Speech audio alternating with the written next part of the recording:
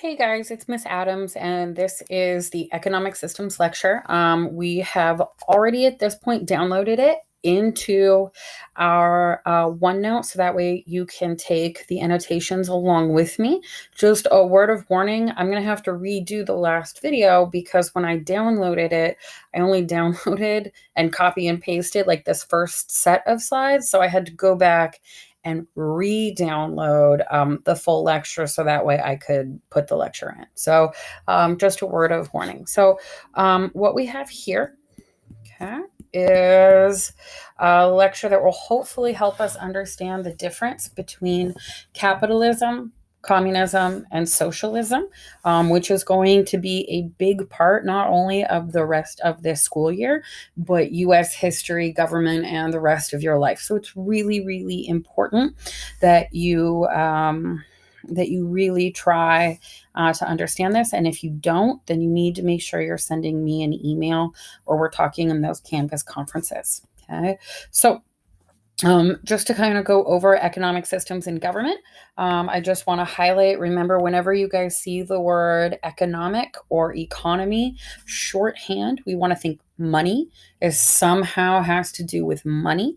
But as you guys get older, you're going to understand that this definition isn't going to help you enough. It's really looking at how businesses and how they make their money and how that money is used in a society. But just thinking about money for right now is fine.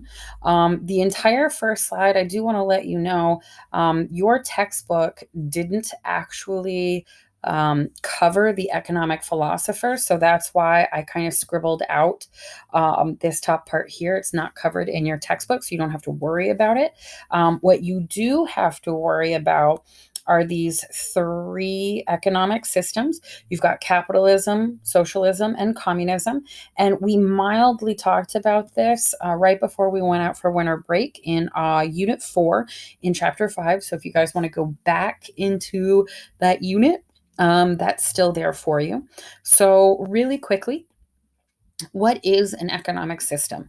So definitionally, it's super complex. An economy can be defined as the wealth and resources of a country or a region, especially in terms of production and the consumption of goods and services. So I just want to review that when we're talking about production, it's about making goods, most likely in a factory, which is why I want to reference you back to Unit 4 with the Industrial Revolution and the development of technology. But more simply put, it's how does a government keep track of money made by businesses? Okay. And then the most important part is how do they help their citizens with it? And what part does that play? So I do want to recap just a little bit because now we've got these new economic systems. And why did they come about? Well, the Industrial Revolution, okay, that time period, our Unit 4, Chapter 5, prompts a lot of criticism of capitalism because the rich people are going to get richer, the poor are getting poorer. We've got terrible living conditions, terrible working conditions. If you guys kind of remember, we looked at pictures of kids who were missing limbs. We looked at people who died in factory accidents. We also looked in terms of living conditions, having really crummy apartment buildings called tenements. We looked at disease spreading. There's a really cool podcast from This Podcast Will Kill You on cholera. You can get that in the resources tab. And goes over like living in close quarters made sickness spread more readily. And at the same time, people were also paid very low wages, criminally low wages for their labor. They had a lower life expectancy, which was also due to alcoholism, malnutrition. And then because of this decrease in feeling in community, we had increased suicides. And so maybe you guys remember that urbanization activity that we did where we drew out a city and we had to keep drawing more and more houses and more apartments. And then there would be more pubs and more cemeteries, and we would never have any fun things. There was always that one school or that one theater for the wealthy people. And so we've got all of these problems are born out of capitalism. And the reason, like, people aren't happy. So the question becomes, how do we correct the ills of capitalism, right down here? How do we correct the ills of capitalism and the Industrial Revolution? How do we fix all these problems that we've now created? Okay. And so none of these are going to be the answer, but they are all possible solutions. Okay. And so, first, I just want to very specifically go over the bare basics of capitalism. So, as you guys can see here, I've underlined the word capital, or the root of capitalism. And just to remind you that capital is a fancy term for money. So, the capitalist system is all about making money. Now, the definition is it's an economic system in which the factors of production are privately owned. And so this was a vocabulary word that you guys had. Okay, factors of production. You will also see it referred to as means of production. And so what I have laid out in the lecture is you've got land, labor, and capital. And I know we went over this, right? I want to add entrepreneurship. This is something that I talk about with my seniors, but there are the 4 aspects of the factors of production. So just going over them and reviewing them very briefly. Land, everyone is going to need land, even if you have an online business, because where is your business located? Are you working from home in an office? Are you renting an office space? Or do you have a factory that's making these products for you to sell? And then where do your resources come from? Do they come from the earth? Do they come from trees? Do they come from things that are grown in the earth? So land is vitally important to a business. Labor is going to be the biggest cost. And excuse me, honestly, one of the most important, who is making your product? Because you have to pay your labor, or you want to pay yourself for the labor that you're doing. Who's going to sell it? Because sometimes people are really good at producing something. They are not good at communicating with other human beings. So maybe you're going to actually hire someone who's a better salesperson than you are. And then how do you get it from point A to point B, right? The transportation aspect as well. There are a lot of aspects that go into a successful business. And then last but not least, capital. Right? You need money to pay all your bills. You either need capital to pay your employees, you need capital to pay the electric company who's putting the electricity in your building so you have a light. There are a lot of unforeseen expenses that people don't think about. And then last but not least, entrepreneurship, right? These are people who come up with new ideas that ultimately become businesses or inventions that we can't live without. Prior to this pandemic, Uber, Lyft, these were new ideas. It was just a new way to get a taxi that we've had for, dozens of years. But people were using it more than an actual taxi cab. What about food delivery services? I know a lot of my seniors have talked about getting jobs with Uber Eats, Grubhub, DoorDash. The idea that someone will go pick up your food and deliver it to your home has now led to really cool things like Instacart, especially in this day and age. So when we're looking at these 4 aspects, they're all necessary. And in capitalism, they're privately owned. So privately owned just means that it's the person who created the company or the person who owns the company is in charge. No one else. Okay. Now, in a capitalist society, there's little to no government involvement. Laissez-faire. And this was a review vocabulary word. This is hands off. We talked about this in terms of like El Camino setting my wage. So if El Camino only followed government guidelines to pay me minimum wage in the state of California, let's pretend it's, $15 an hour right now. I would not be a teacher for $15 an hour, but El Camino has the right as a business to pay me whatever they want. So I definitely am paid more than $15 an hour.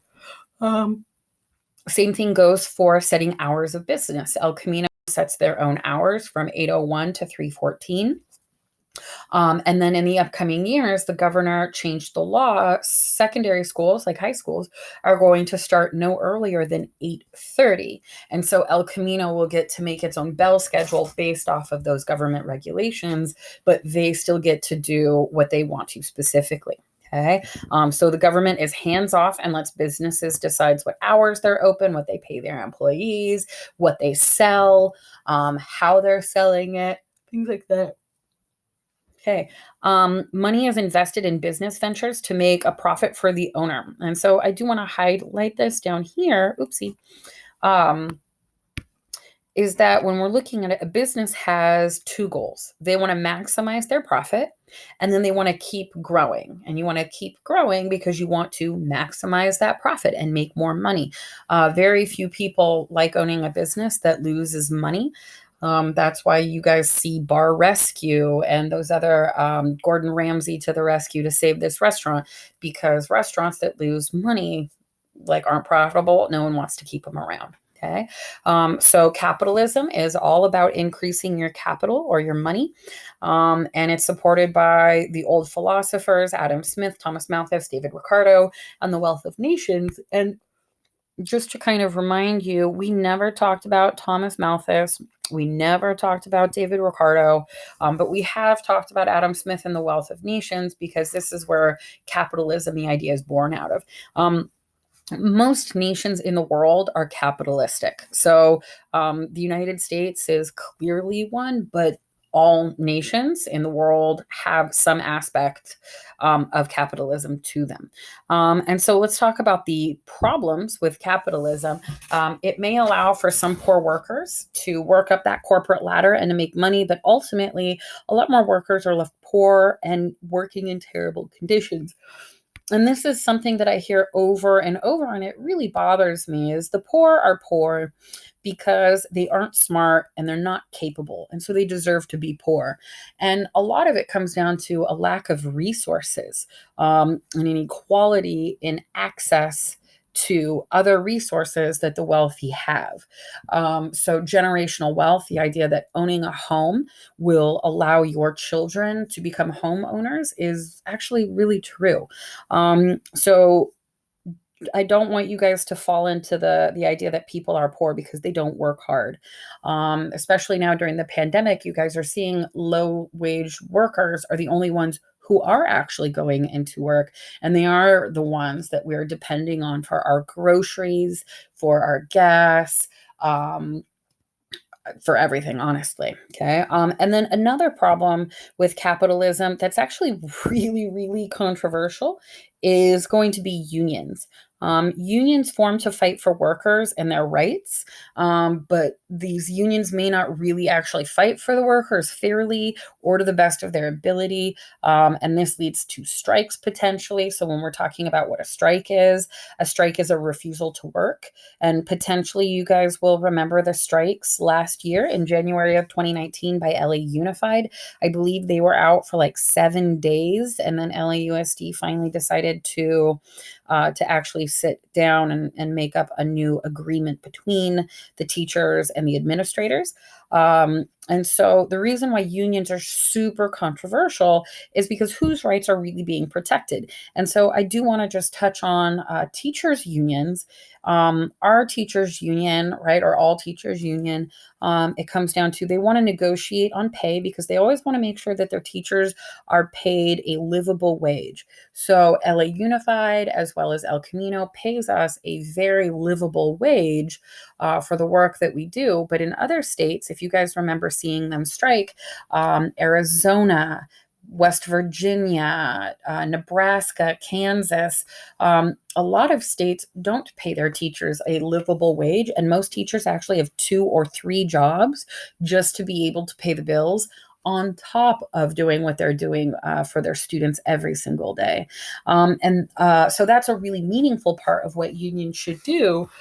But one of the controversial aspects is going to be teacher discipline. I hear over and over and over again that unions only exist to protect bad teachers. And that's not true.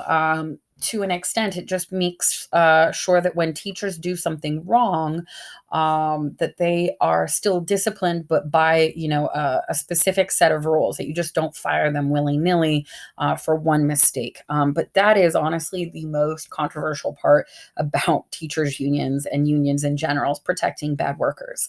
And so just in case you guys are actually more interested, there's a super cool podcast that I was just listening to from this podcast called Stuff You Should Know, SYSK, and it's on unions. I'll make sure I put it up in the resources later. But there are a lot of problems with capitalism, but we're going to see that the other two options also have problems as well. So the next type of economic system I want to go over with you guys is socialism.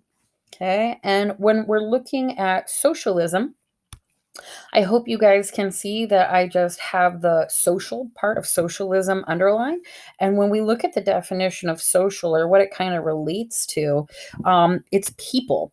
And so it's about society. So in socialism, the government is the one who's going to own and operate a lot of the means of production for the welfare of all.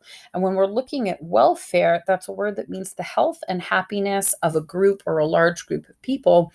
And so the government's goal to try and make sure that most of their, if not all of their citizens are taken care of and are healthy and are happy. I do want to highlight that by public government, I mean one that is democratically voted in and elected into office, not someone who stole power. That's going to come later. And so the government owns these factories, these mines, railroads, anything that could be a public good, and that would help all of society, they would own.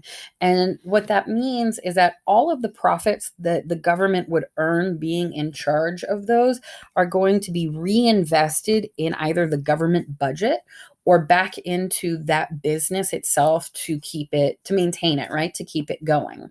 And the government in charge of it makes sure that they pay everyone a livable wage, so that way everyone can support themselves. They'd give manageable hours. So right now in the United States, the government has decided that a 40-hour work week is full time, which is why you have 5 days a week, Monday through Friday, 8-hour shifts. And they want to make sure that everyone has a manageable workload. And if you work over those 8 hours, you get paid time and a half, right? Because you're going above and beyond. Now, the government would use their ownership to end poverty, right? And I don't like this definition because it makes it sound kind of terrible. It's the state of being poor. It would make sure that most of their citizens are not impoverished, right? So a benefit of socialism or social programs is that the government can provide services for minimal or no cost to its citizens. And this includes education, healthcare, job security. And for those of you who have traveled abroad or who have lived in other countries or who have family that live in other countries, nations like England, Canada, Australia, Israel, France, Australia. Oh, I already said Australia. So sorry. They all are socialist countries that have capitalist policies. So what this means is I can go, if I were a Canadian citizen, I could walk into a hospital and actually receive free medical care. If I wanted to go to college, I could go to college for free. In Italy, which is another nation that has socialist policies, I have job security until I retire, which is good, but at the same time, Italy is seeing a crisis right now where a lot of their workforce is in their 60s and 70s. So all of the young people in their 20s and 30s don't have any jobs because there are none. But as you guys can see here, I have this arrow highlighted.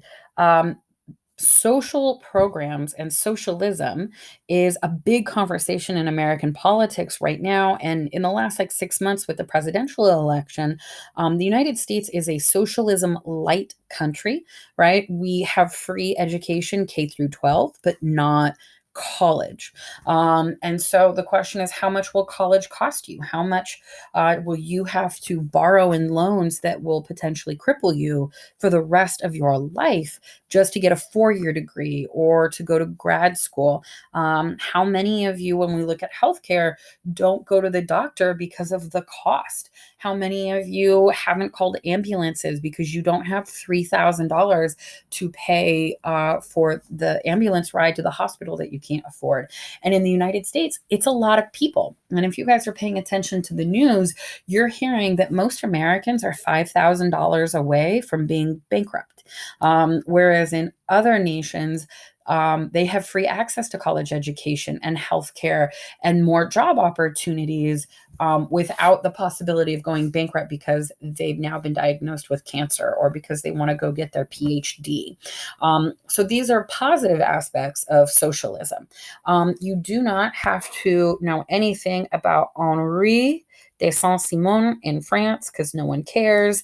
But he supports socialism or social programs, especially after the French Revolution and the Industrial Revolution, where the French citizens, the poor, are suffering. Now, let's talk about some of the problems with socialism. The government may not have the interests of the people at heart when making decisions for everyone, because let's be real, all governments are corrupt. All governments play favorites. They may not be making decisions in good faith because they're trying to do some other deal to save money. Every government, even the United States, has this problem. And then another large problem with socialism is that you may have too many people in a society that the government can't take care of, which leads to poor quality medical treatment, poor quality education, and fewer jobs available. So very specifically, this is a criticism I've heard of the NIH, the National Health System, NHS, in England. Boris Johnson, right, had that Brexit movement in England because they paid all this money to the European Union when they were like, we could be funding our healthcare and we would be getting better results. I also know in Canada, if you guys need, let's just say, a liver transplant, yeah, you can get one for free, but where's the liver? How long is that wait list? Like, when will you be able to get that medical care that you so desperately need? Another problem with the education system is I had a roommate in grad school who was Canadian. And she said that a lot of Canadians come to the United States for college because there isn't room for them to enroll in Canadian schools. They don't have enough schools compared to how many people want the education. And so she jokingly and lovingly referred to it as brain drain because the smart people from Canada couldn't get into good colleges in Canada. So they have to go downstairs to their neighbor, the United States. So it's the brain drain. And then a third problem with socialism that I added on here with my annotations is we forget to talk about the higher taxes. This is something that Bernie Sanders didn't want to discuss when he was running for president either time, by the way. Elizabeth Warren kind of skirted the issue and said that she would institute a wealth tax.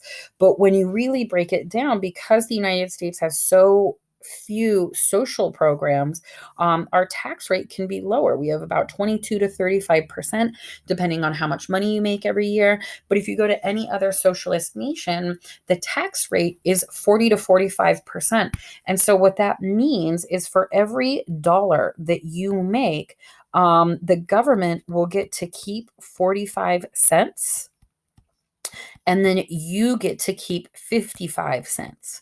And some people all over the world, not just in the United States or abroad, but some people feel that it's a worthwhile sacrifice to give up that 45 cents so that no one ever has to pay a medical bill again, that no one has to pay for college tuition ever again. But once again, this is an individual decision. Socialism, I like to joke, is a dirty word because some people are not fans of it.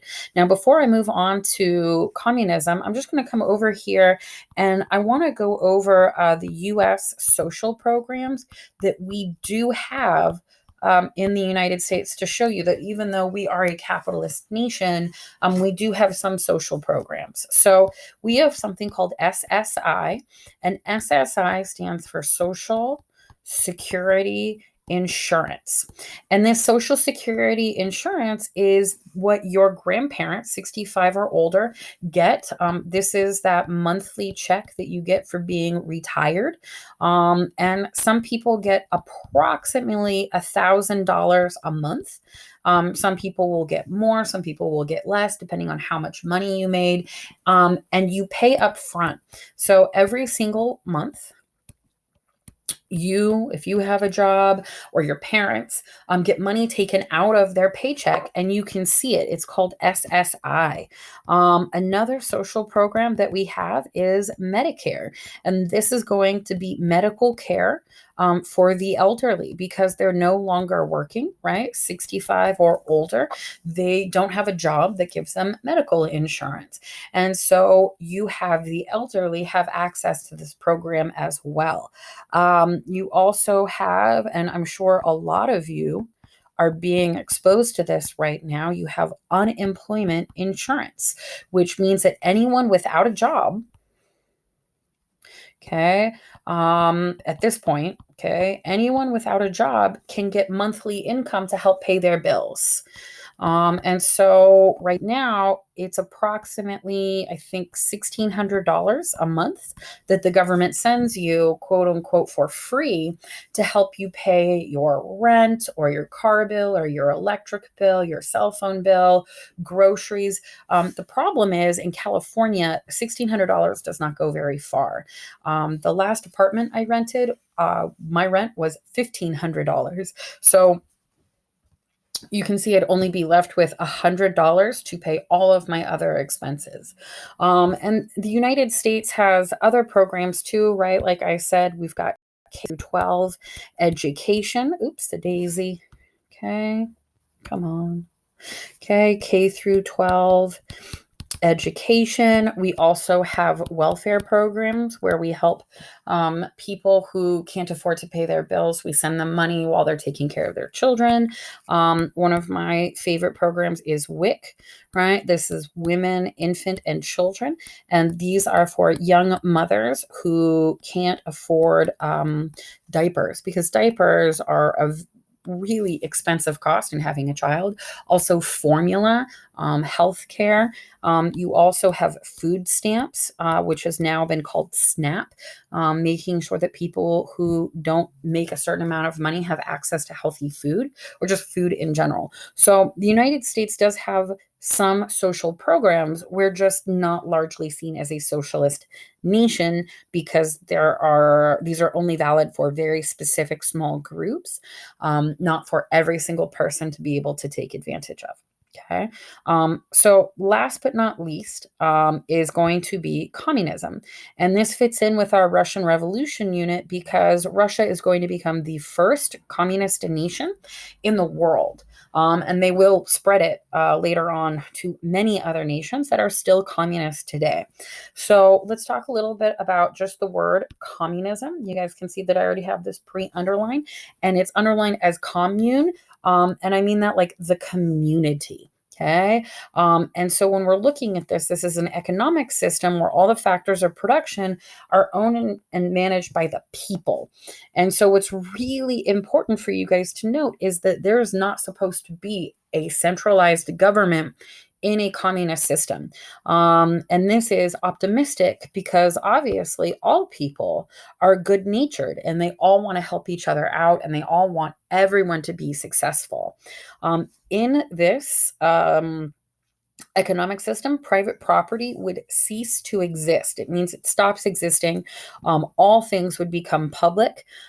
Yes, you have a house that you live in, but the community really owns it. So if you are a family of 4 living in this giant house, they could swap you out into a smaller house with like 3 bedrooms. And then maybe if someone had like 6 kids, they'd put that family in that bigger house. And at the end of the day, it wouldn't matter, because it wasn't your house at all. The community came together, the community built that house, and they're just putting you where you need to be based on your situation. Communism is supposed to end the struggle between the bourgeoisie and the proletariat. So these are words from previous units, right? So the bourgeoisie, this is going to be the middle class or the upper class, right? This is the group of people that has money. And then the proletariat are going to be the working class. And so there was that struggle that the proletariat always want more and the bourgeoisie enjoyed taking more.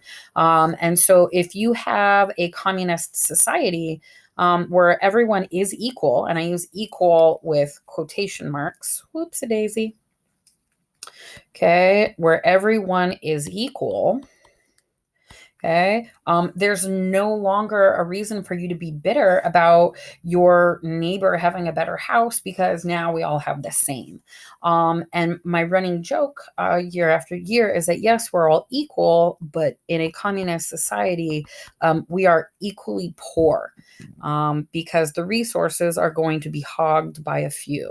And that's going to be the elite ruling class that's going to develop, and we'll get into that later because that's not true communism. So all goods and services are shared equally by the people. There's no longer the bourgeoisie and the proletariat, and it's because we all work voluntarily, not like free of money, but we work like we want to do this because we believe in the good of all people. We want to help everybody out. Our neighbor down the street that we do or do not know, it doesn't matter. We want everyone to be happy and healthy. We are not working in our own self-interest anymore because there's nothing more to distinguish us from other people because we're all equal. Now, there are a lot of problems with communism. Firstly, people like owning things. We like having things that make us feel better or different from other people. And so up here, I've just got shoes in general. Shoes are something right now that we use to show that we have money or we have a fashionable taste. So J's or Jordans, that was a brand that was really big when I was young, and I know that it still is. There's this idea that you guys have earbuds from Apple, or do you have like janky knockoff brands? Do you guys live in a big house? Do you guys have fancy cars? And if you don't, what do you aspire to have? Right?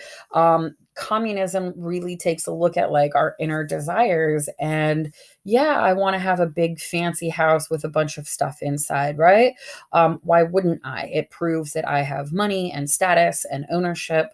And so communism isn't really going to work out for a lot of us, especially in the United States. Another problem is that if the people are in charge and there's no government, there are a couple of problems. So lazy people can take advantage of the work of others because if there is no boss and there is no government, it's really easy to let other people pick up the slack because you don't feel like working that hard today or tomorrow or ever. So another problem is that there are controlling people in this world who like to take advantage and bully those who don't desire power. So there's this really cool book that your English teachers either might have already assigned to you or may assign to you called Animal Farm by George Orwell, and I highly recommend it. I think it is literally 100 pages, and it is a very easy read, and it shows you what happens to the animals that are obviously, they're portraying humans or making fun of like what happens with human beings because those animals that come into charge are basically acting like the third problem here, which is dictators. And dictatorship is just a simple word for our new fancy word in our vocabulary, totalitarianism. So just to go over that one more time, total, like total, Aryan, okay, ism, totalitarianism. And in communist societies, if you don't have a government and you have shady, controlling people, it allows for dictatorships. And that's always going to happen in every human example I can give you. But one example that is a good, true, wholesome communist experiment that's been going on for, like 50, 60 years are kibbutz or kibbutzim, which this is the plural version for those of you who don't, have Jewish friends who speak Hebrew around you. But a kibbutz is an independent and self-sufficient farm and a farming community, and it's got a very small population that lives within that community. But you grow your own food, you make your own goods, you sell it to the outside world, and that money can be used to buy supplies to bring back in. This is the only successful example, and it's because these communities are like hundreds of people and that's it, and sometimes they're not even that big. So I do want to give you guys an example of what communism is actually like in Cuba. So Cuba is still a communist state, and they have really great medical schools, right? And then because it's a communist state, they're also free to attend. But after you've done your 7 years of med school, your residency, all of that hard work, you're only going to make about $100 a month to have a really super sophisticated job that is really stressful and has really crazy hours. Or did you want to not go to med school, just become a taxi driver? Okay, because Cuba is a huge destination point for tourists, make about $100 a month, which is what doctors make. But because you're around foreigners who aren't used to your economic system, they tip you. So a taxi driver conceivably and does make more money than a doctor in a communist nation. And so this is one real problem that people in Cuba run up against every single month. And so there are problems with communism, but in theory, communism is amazing and beautiful because we're all equal and we all take care of each other. The problem is reality. Right. And so just to go over the father of communism, Karl Marx, I believe he's one of your vocabulary words, and he has been one of your vocabulary words in the past. He co-wrote this book, The Communist Manifesto, along with Frederick Engels, but no one ever remembers him. And so his beliefs is that human societies have always been divided into social classes, people at war. We always have the haves and the have-nots, where the bourgeoisie own and operate and exploit us for our labor. And there are the have-nots, the proletariats, and the working class. And we are always paid less for our labor and our worth because the business owners want to use that wealth to help them distinguish themselves from us. And so one of the slogans for communists is "Workers of the world unite," because they want to have worldwide revolution so that everyone in the world can have a better job, better place, better philosophy moving forward. And so I just want to highlight that Karl Marx is the father of communism. And then with this last bit, your vocabulary word and our content last week was about Vladimir Lenin overthrowing Tsar Nicholas II and using the principles of communism to do this. Well, the problem is that Russia does not have a large urban population.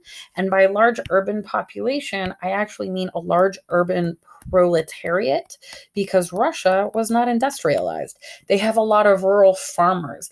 And so Lenin has to adapt the words of Karl Marx to fit the situation of Russia, which is why Vladimir Lenin is viewed as the father of Russia, and his body is still on display today. If you guys didn't see those creepy pictures, I do want you going back and looking or just doing a Google search for Vladimir Lenin's body, because he is the father of Russia, because Karl Marx is the father of communism. Okay, and then last but not least, you have here for these checking for understandings. If you can't answer these 5 questions, you need to go back and either listen to this lecture or redo this lecture, or rewrite it, or read it out loud to yourself, because you need to be able to answer those 5 questions moving forward. So I'm really terribly sorry that this went on and on and on, but I hope that you have a better understanding of the differences between capitalism, socialism, and communism, as well as the problems in all 3 economic systems.